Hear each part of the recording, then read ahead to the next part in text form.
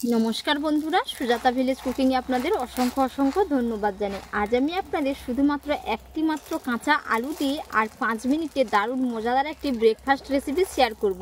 আপনারা বাচ্চাদের টিফিন থেকে শুরু করে এবং মর্নিংয়ে ব্রেকফাস্ট হিসেবেও খেতে পারবেন। খেতে পুরো দারুণ হয়। এর জন্য পুরো রেসিপি দেখতে থাকুন, আশা করি আপনাদের খুবই ভালো লাগবে। সাথে চ্যানেলে যদি নতুন বন্ধু হয়ে থাকেন অবশ্যই চ্যানেলটিকে সাবস্ক্রাইব করে নেওয়ার অনুরোধ থাকলো।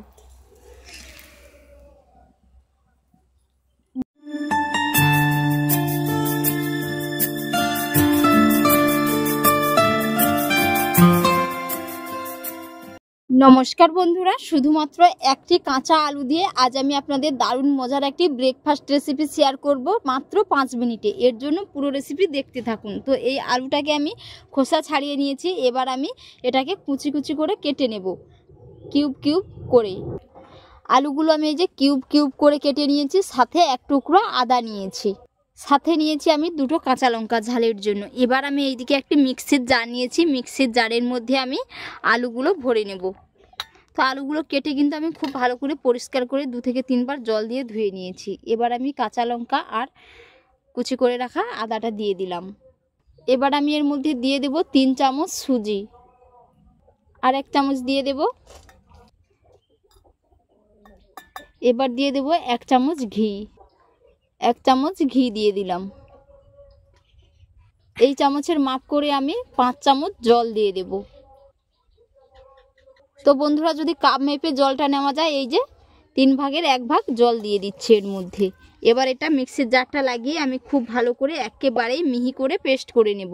আর বন্ধুরা, প্রতিদিনের মতো কে কোথা থেকে রেসিপি দেখছেন অবশ্যই কমেন্ট করে জানাবেন। যদি রেসিপি ভালো লেগে থাকে অবশ্যই একটি লাইক করে দেবেন।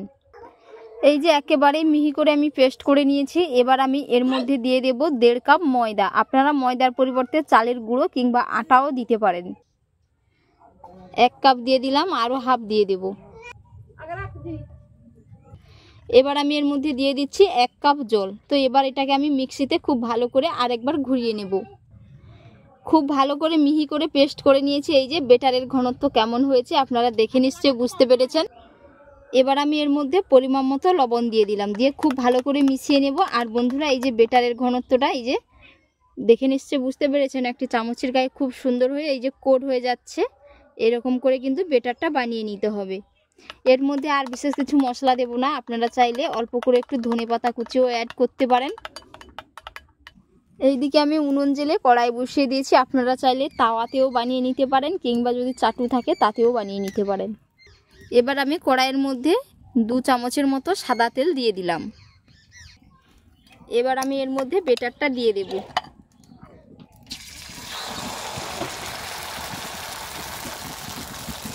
এরকম 1 থেকে 1.5 হাতা করে দিলেই হবে।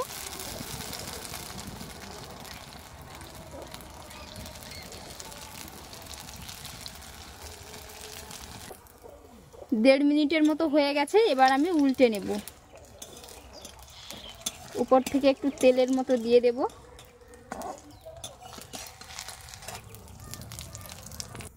এই যে খুব সুন্দর করে উল্টে নিয়েছে। আর বন্ধুরা, কত সুন্দর হয়েছে দেখে নিশ্চয়ই বুঝতে পেরেছেন। চুলার ফ্লেমটাকে কিন্তু লো টু মিডিয়ামে রেখে ভেজে নিতে হবে।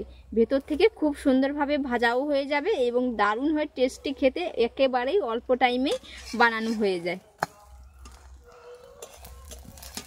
এই যে খুব সুন্দর করে কিন্তু বানানো হয়ে গেছে। এবার আমি এক এক করে সমস্তগুলো একই রকমভাবে বানিয়ে নেব। আবারও ঠিক একই রকমভাবে দিয়ে দিচ্ছি।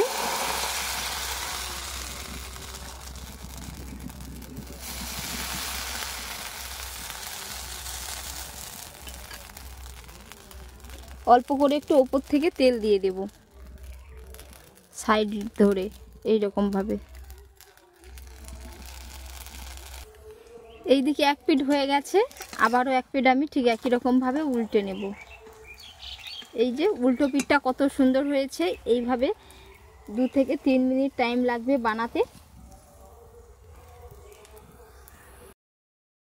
এই যে দেখতে দেখতে সমস্তগুলো বানিয়ে নিয়েছি, আর বন্ধুরা কত সুন্দর হয়েছে দেখে নিশ্চয়ই বুঝতে পেরেছেন। একেবারেই নরম সফট তুলতুলে, পুরো একেবারেই তুলোর মতো হয়েছে, এতটাই সফট হয়েছে। আপনারা যদি না বাড়িতে একবার বানিয়ে খান তো আপনাদের বিশ্বাস হবে না। আর এতক্ষণ পুরো রেসিপি দেখার জন্য আপনাদের অসংখ্য অসংখ্য ধন্যবাদ থাকলো। আপনাদের সাথে নেক্সট অন্য একটি রেসিপিতে দেখা হচ্ছে। ভালো থাকবেন, সুস্থ থাকবেন, ধন্যবাদ।